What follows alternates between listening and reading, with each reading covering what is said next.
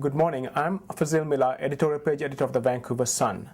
I'm joined today by Peter McKnight, our award-winning columnist, who is going to discuss the issue of sanctuaries. The reason why we are discussing sanctuary is because Mikhail Lennikov, an ex-KGB agent who lives in Vancouver, who has been living in Vancouver for 12 years, is seeking sanctuary because the government has deported him on the basis that he's a risk to Canadians. Peter, the issue of sanctuary, where does it come from and what's the history behind it? Well, briefly, Fazil, sanctuary has been around since ancient times. There is evidence of sanctuary in ancient Greece and in Rome, and also in the New Testament there are several references to sanctuary. It became more common in the Anglo tradition, the English tradition, in the Middle Ages in England, where it was well recognized, and that's because there were basically two forms of law. There was the civil law and there was church law, and in many cases church law was actually stronger than civil law, but most importantly the civil law was basically whatever the king said it was. They didn't have a system like they do today. As a result, the church law essentially acted as a kind of safeguard, so that if somebody didn't get a favorable ruling or justice, as you say, they could rely on the churches for help and indeed for sanctuary. So they could essentially seek asylum inside a church in which they would be protected from the forces of the civil law. But now we have separation of church and state. We have a system of laws. So why do we need sanctuary even today, as in this case of Mr. Lennikov's case? Well, it's a good question, and it's debatable whether we do need it. Some people would argue that we don't. And certainly sanctuary tended to be eclipsed by the development of the unitary state, by the separation of church and state, where we had the state being the sole entity that made laws. The difficulty that we have... So you mean to say that there is, in that case, that means we have due process and there's protection for people? Yes, well, ideally we have due process and we have a series of appeals to deal with, mistakes that may have been made and so forth. As a result, we did see less emphasis on sanctuary. In recent years we have seen more, and I think there are many reasons for that. But one reason in Canada we can point to is that with the Immigration and Refugee Protection Act, which was brought in a few years ago, there is no appeal. There is, in the Act, there is what's called the Refugee Appeal Division, which allows for appeals, but that has not been implemented, and it's not clear if it ever will be implemented. This means that if a refugee claimant applies for refugee status before the Immigration and Refugee Board, one person will hear his or her case. Just one? That one person, used to be three at one time, now it's one person will hear the case. That person decides whether or not the claimant is a protected person or a convention refugee. Now, beyond that, there is no appeal. So one cannot appeal the decision of this one person.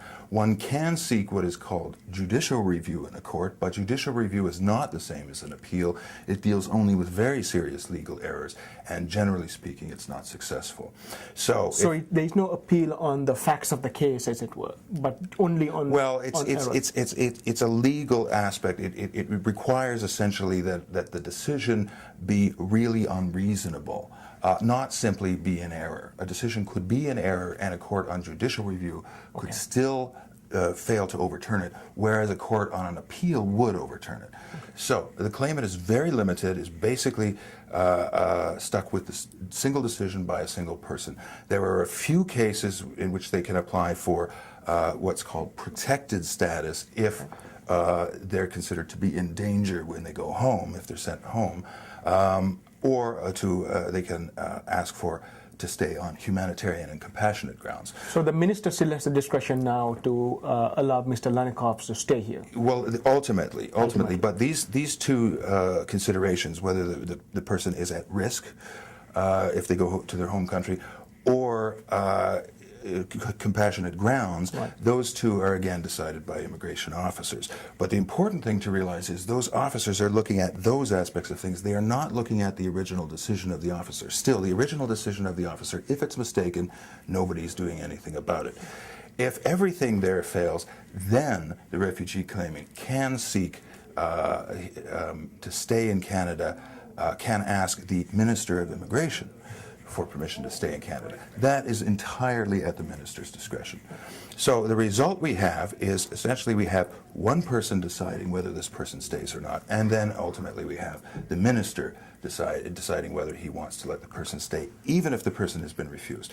So we have, in essence, a situation where single individual people are deciding this person's fate, right, which means it is not that much different than it was in medieval times when the law was based on what the king said. So in other words, you think really sanctuary is something which we should still hold on to because of the fact that there really is no real appeal process in place. Yes, yes, I do support a sanctuary for that reason, because we don't have proper due process. We don't have a proper appeal process for refugee claimants. But are the churches, willy-nilly taking people in for sanctuary, or what's the evidence over the last 25, 30 years? What we see is the evidence is there's a relatively small number of people who have been granted sanctuary, and we also see that churches are aware that what they are doing is subject to prosecution.